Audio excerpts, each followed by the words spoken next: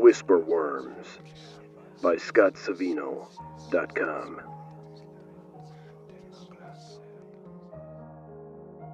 I don't know how to begin. It might not matter where I begin. You might not even believe this. I don't even know if I do.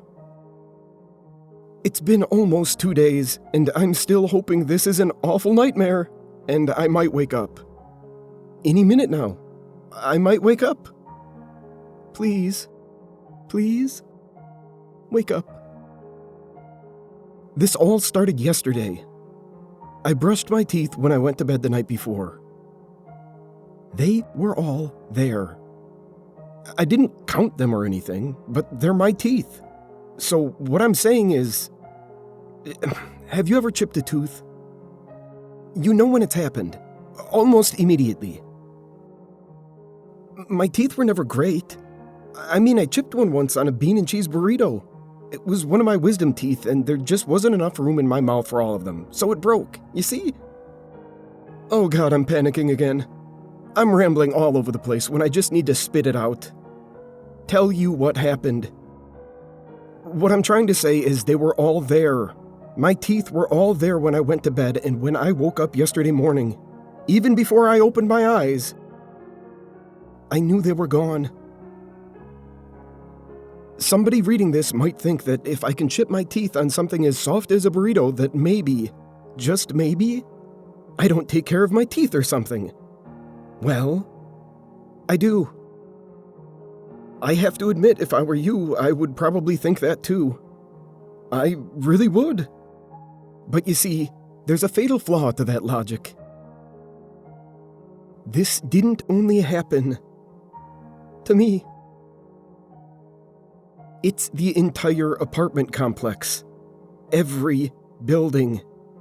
It's every resident of Evercrest Grove Apartments. I don't wake up right when my teeth disappear. They're already gone when the sun begins filtering in through the window. I don't like to sleep in, so the curtains are usually in the tiebacks, tied open. But it isn't the sun that wakes me. It's the screams. At first, I don't know what's happening, you see. The sun is bright and cheery outside. There are birds chirping. I live on the second floor, and right outside my window is an oak tree. There's a nest with chicks in it. They're blue jays, I think. Some kind of bluebird.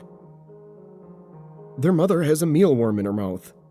She gobbles it up and presses her beak to each of the chicks in turn, chewing it for them. Feeding it to them. I realize that the entire time I've been watching this, that I've been hearing the other tenants of Building 8, specifically Mr. Harper, screaming his head off through my bedroom wall. He must be in his living room because I can hear him so clearly. There's 2 other voices as well, clear ones, coming from downstairs. They're engaged in conversation that can only be described as rapid, loud, and terrified. That has to be Raj and Priyanka Patel.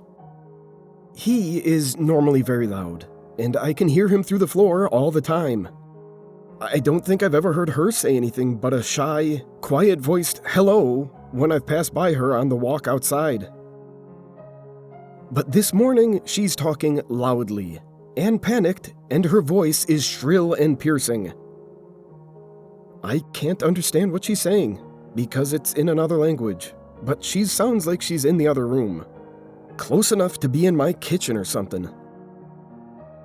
I want to say that I'm confused at first, because that seems like it would be the normal reaction to waking up to the sounds of all your neighbors having a collective conniption fit. But that would be a lie. I probably would have been screaming too, if it weren't for the shock. I think I'm in shock. I'm not reacting at all. When I run my tongue across the space where my teeth should be, my eyes grow as wide as eggs. And I wish, my God, I wish that I could separate my mouth from the rest of me and melt into the mattress, leaving it behind. My hands are clutching at my sheets, twisting them into knots, and it isn't just because I don't want to feel my teeth. They're for sure gone. That was part of the problem, but it isn't the entire problem.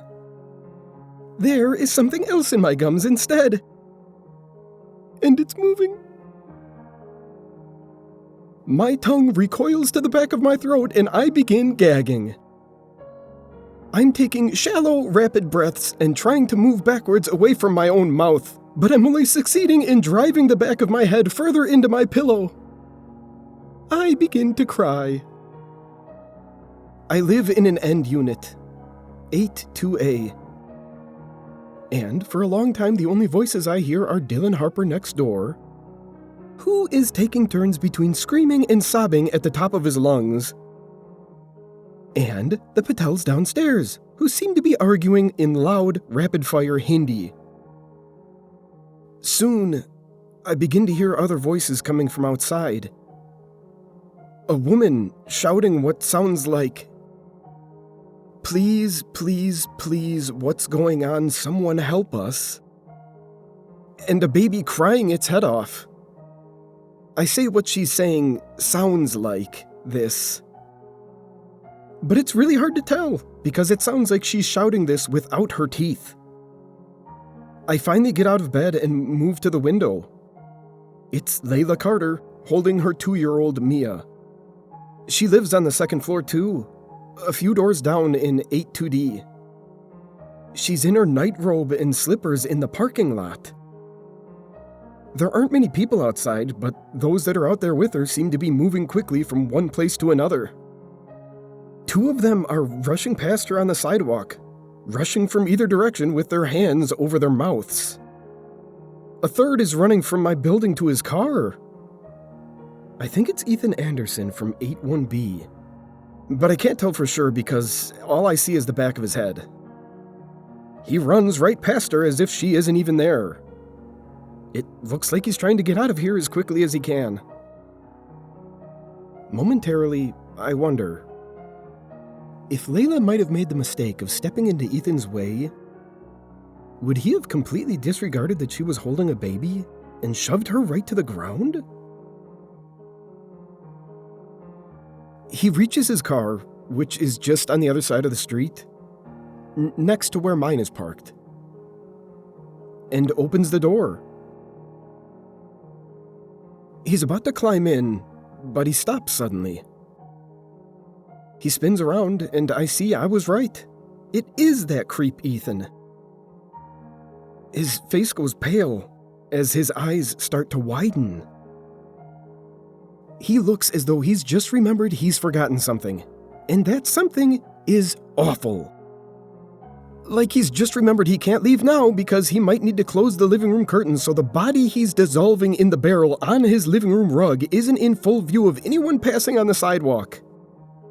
That's how terrified he looks. No, I'm sure he doesn't actually have a body down there, but the man is a creep and my imagination is going wild in the midst of this chaos. Ethan rapidly shakes his head, closes the door to his car without getting in, and walks quickly back to the apartment he came from. This time, Layla does step into his way, and Ethan takes her by both shoulders and sternly moves her aside so he can pass. She's still screaming in hysterics, but he looks like he's about to be sick. Finally ready to face myself in a mirror, I turn away from the window with my head lowered in plaintive acceptance. I walk to the bathroom. I close the door behind me, but I don't turn on the light right away. Standing in the darkness, I'm looking for my courage. I know what I felt with my tongue. It's still in the back of my throat. I don't know if I can handle seeing what I felt with my eyes. I close my eyes, take a deep breath, and flick on the lights. Most of the other bulbs in my apartment are dimmers. I installed them myself. I take them with me from place to place when I move. I put the old switches back when I move out. The bathroom is not. There's not much of a point. This is where you're supposed to look at yourself naked, and it needs to be bright and gritty and raw. The lights are that clear blue-white. The LED bulbs that make you look like you're standing under halogens. No blemish or gray hair needs to go unseen in this room. It's where I laid bare, expect myself to bear all. I lean into the mirror and open my mouth. And what I see is even worse than what I imagined. My whole body begins to shake, and I begin to sob at this naked truth. My teeth are gone. I knew that. In their place, growing out of my gums, are 28 writhing little worms. Yellow and segmented and squirming mealworms with little black eyeless faces. I shut my jaw quickly and clench my eyes closed as I feel a faintness wash over me and my ears begin ringing. Woozily, swooning, and without opening my eyes, I grip the counter to steady myself. Taking a deep breath, I open my eyes and lean closer to the mirror so I can see more clearly when I'm ready to part my lips again. But I'm not ready yet. I need just a second. I take a few quick, shallow breaths as I work up the nerve, and telling myself I'm ready for a better look. That I need to take a better look. I open my mouth wide. My ears are still thrumming as with tinnitus. And with the ringing there, I recognize that this is the first time all morning I haven't heard anyone screaming or crying or panicking or carrying on. It's quite possibly the most unsettling quiet I've ever experienced in my life. But just on the edge of that abhorrent quiet is a gentle whispering sound. My eyes grow ever wider as I watch the little eyeless worms that have replaced all of my teeth open dozens of little mouths to speak in hushed tones. They don't speak all at once, but 3 or 4 voices whispering things to me together in unison. You're right about Ethan downstairs. He's a creeper. He's on the sex offenders registry. And it's not because he was in college dating a high schooler. It's kids. Little ones. A few of them laugh at this, and then... Layla was in a cult. You know that? The leader is Mia's father. Daddy rescued her. See? Just keeps tabs on her now, day and night. Every day she's looking for a way to sneak back, sneak away. But she don't do it because Daddy will just come take her back away again. More laughter, followed by... Priyanka Patel seems like a lovely housewife. But little does Mr. Raj know that when he's working hard at that little store they own, she's working hard on Dylan Harper next door. Snickers follow this secret too. I find myself less horrified than I was moments ago. Don't get me wrong, my mental state is still hovering near the desire to throw up or be dead. But I'm now suddenly fascinated as well. How do you know this? How do you know this? I managed to gum my way around the words. The reply the same as before, They speak the same words at the same time, and the effect is chilling and highly unsettling under the hum of my bathroom lights. Malarion of the Shadows, Denthraxis, our Dark Lord, seeth all secrets, even yours, Stephen Church. Nothing is hidden from his omnipotent eye. You must serve the Dark One and hail his all-knowing might and power. As those 4 or 5 worms finish, the rest open their mouths, and I begin to hear all 28 of their quiet voices speak at once in some language I've never heard in my life. But with the rhythm and tonation that could only be that of a solemn prayer. Denthraxis Mariam, Nuina, Dang, Daf, Tenf, Intuitus, Frangit, Propositum, Naft, Sngala, Hostis, Ieri, Contramiscant, Invacuoris, Carantium, Dentium, Nui, Ina. The secrets continue throughout the day, and the whisper worms, as I came to call them, are forthcoming with answers to my frequent questions. Victor Chang is the neighborhood bicycle thief. He has 4 bicycles in his living room right now. Sells them at pawn shops. They whisper to me, and in response I decide to change the topic, asking them, where is this Denthraxis Malarian from? I don't need to carefully enunciate my words. They simply understand me because they are a part of me.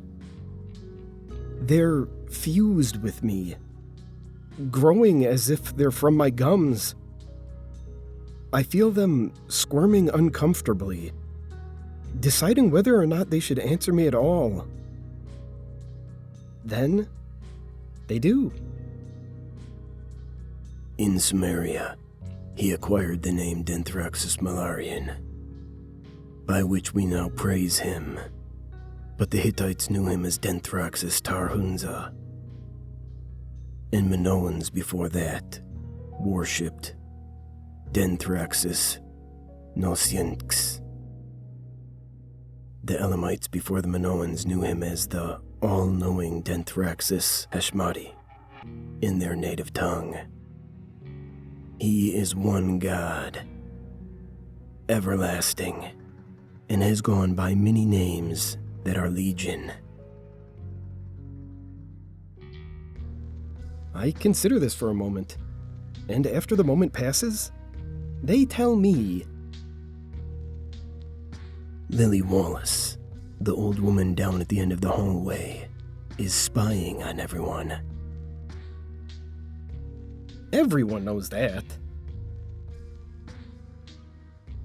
But did you know she looks through your trash? I reply that I did not know that. We didn't think so.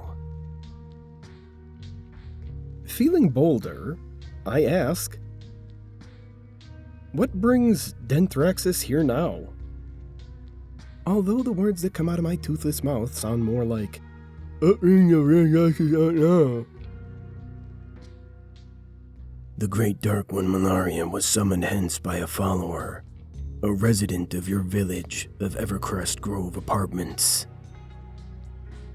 Who is it? Who was it?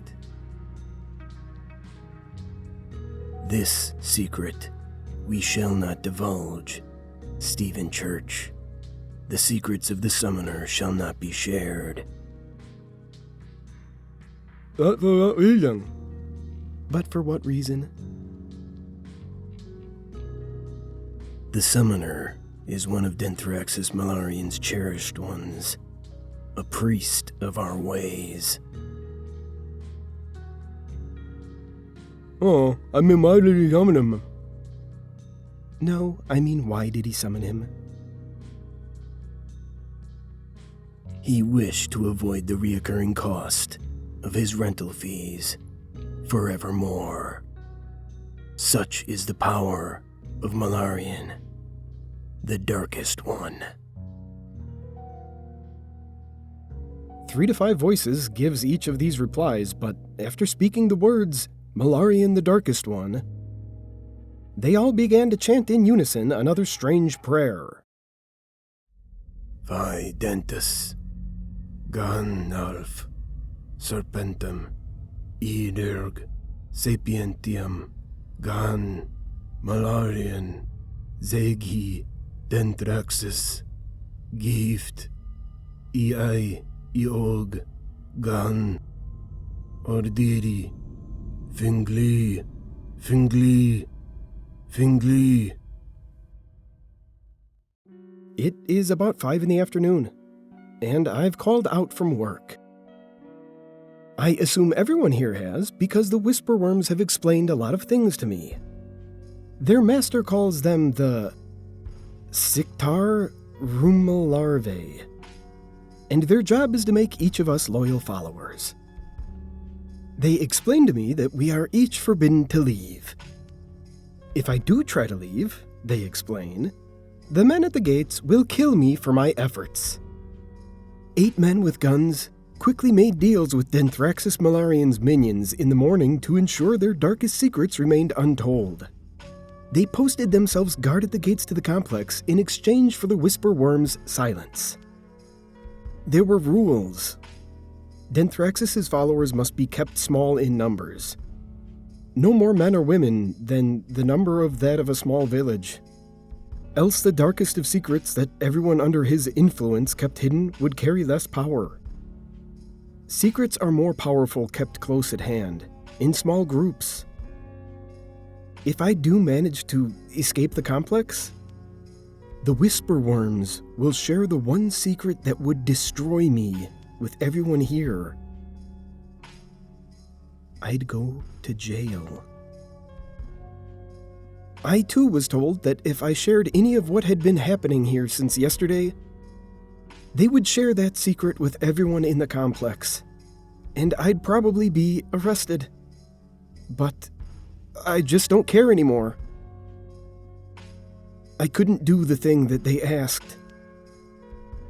I watched it happen. So many people did what they asked.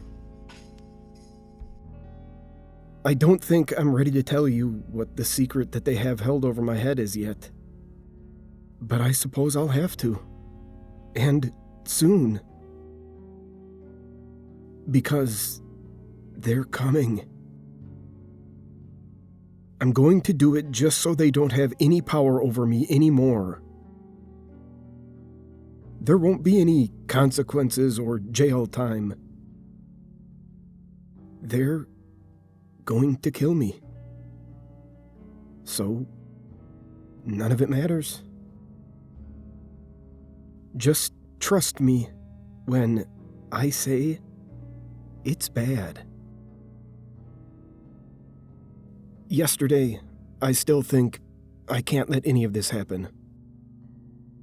I think I can't let them tell my secret, so I just wait like every other resident. Behind the gates of Evercrest Grove Apartments, for whatever comes next. Then, they make their request. Kira Foster has decided to contact the news media and bring them to the village of Evercrest Grove Apartments. This must not be allowed. Make your way to Building 4, Apartment 42C. Rip her limb from limb. The secrets of the Siktar Rumilarve must be kept. The Siktar Rumilarve shall only be known to those within Denthraxis Malarian's hold. Rip her limb from limb. Now shall commence the bloodening. Before I know what I'm doing, I'm standing in front of Building 4. It doesn't seem real. I know what's about to happen, but it doesn't seem real. Sophia Vasquez and Jamal Wright hold Kara Foster's arms, one on each side, and they pull her from her apartment. She is red-faced and screaming, her mouth open in a terrified "oh," with her own mass of whisper worms squirming in her gums. From where I stand below, they look like long, squirming yellow teeth. Tears streak down her face. They bring her to the landing's railings. She struggles against them, but there's two of them and one of her, so it's no use. Another man I don't recognize swings the hatchet, and it hits her square in the stomach. He hacks, and he hacks, and he hacks. And so many residents of Evercrest Grove Apartments are climbing the stairs and over the railing to rip her apart, to keep their secrets untold. Kara Foster was almost 8 months pregnant. I went to her baby shower. Horrified, I run. They're coming for you. You can't keep this up forever, Stephen Church. 3 or 4 voices whisper this to me from my own mouth. We've already told them, Stephen Church. They know your darkest secret. There's nothing left for you but the bloodening. The secret doesn't matter. They killed a pregnant woman.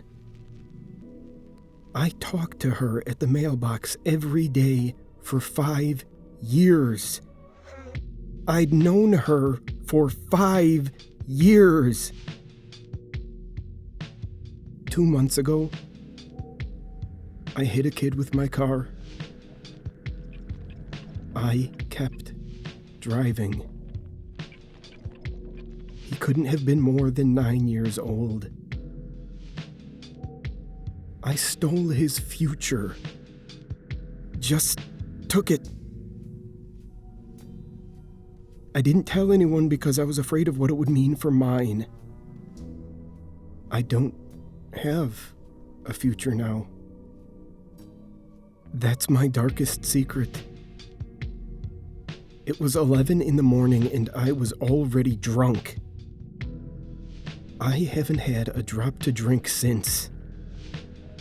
But that's not really something to be proud of either. I should have come clean much sooner. Not because my secret is getting exposed, but because it's the right thing to do. It doesn't matter now. I'm sitting on the roof of one of the buildings. I've been here since yesterday. When I was running, I ran by the groundskeeper's shed. There was a ladder in the grass next to it, so I grabbed it, took it to the next building I passed, and climbed. When I got to the top, I kicked the thing over so no one could follow me. Every time they lean it against the building, I kick it back down.